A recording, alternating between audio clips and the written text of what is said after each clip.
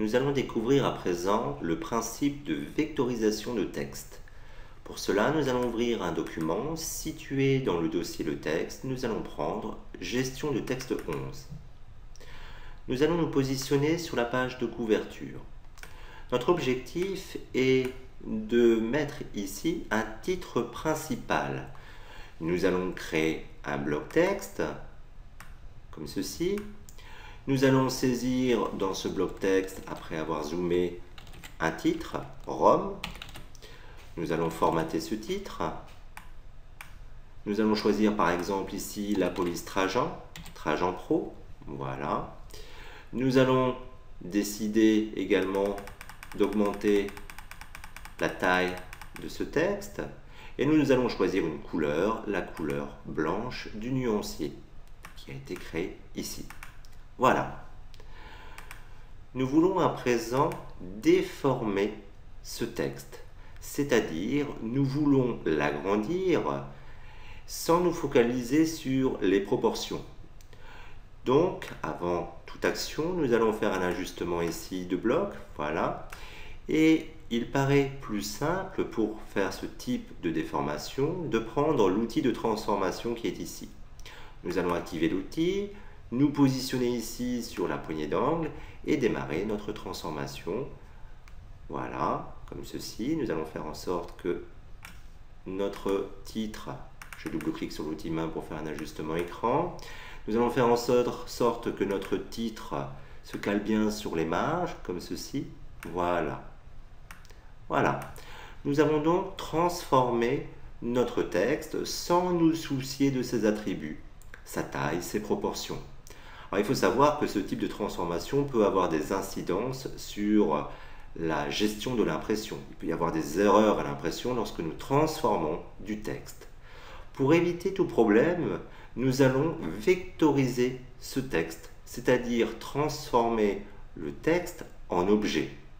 Pour cela, nous allons prendre l'outil texte et sélectionner notre texte, comme ceci. Puis, nous allons passer par le menu texte et nous allons choisir la commande vectoriser. Le texte a été vectorisé, je ne peux plus le sélectionner comme un texte classique. Si j'active l'outil de sélection directe, je constate que j'ai affaire ici à une forme vectorielle, puisque j'ai ici des points d'ancrage. Si je clique sur les points d'ancrage, je vais révéler les tangentes qui me permettraient donc de déformer mon texte. J'ai affaire ici à une forme qui aurait pu être dessinée avec la plume. Ce qui est très intéressant, c'est que cette forme, nous pouvons très bien la convertir en tant que bloc texte ou bloc image. En effet, il suffirait de faire objet, de définir son contenu et d'indiquer que nous voulons y mettre une image par exemple. Voilà, nous avons affaire ici à un bloc image. Nous allons importer une image, fichier importer. Nous allons choisir l'image qui est ici.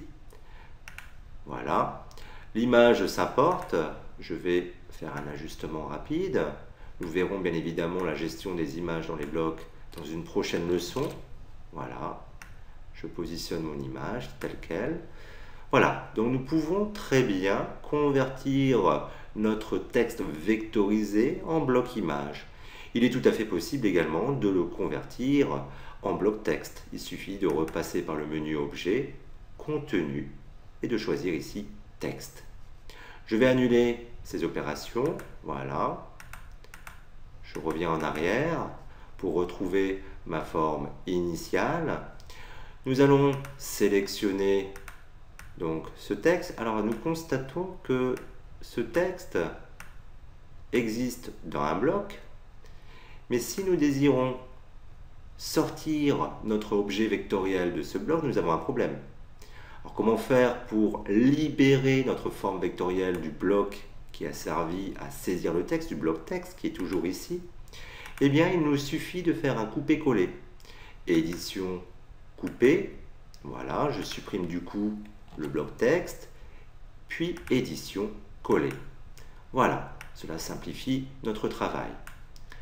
Nous allons faire quelques ajustements. Par contre, nous allons indiquer que ce bloc ne va contenir ni image ni texte. Nous allons donc dire objet contenu non attribué. Et nous allons copier cet objet, édition copier, pour placer cet objet sur une autre page, ici, édition coller. Nous allons positionner cet objet, nous allons le faire pivoter, nous allons choisir ici de le faire pivoter à 90 degrés plutôt, voilà, et nous allons le positionner ici, voilà. Afin de le visualiser, nous allons choisir une couleur. Nous allons prendre la couleur qui est ici. Voilà.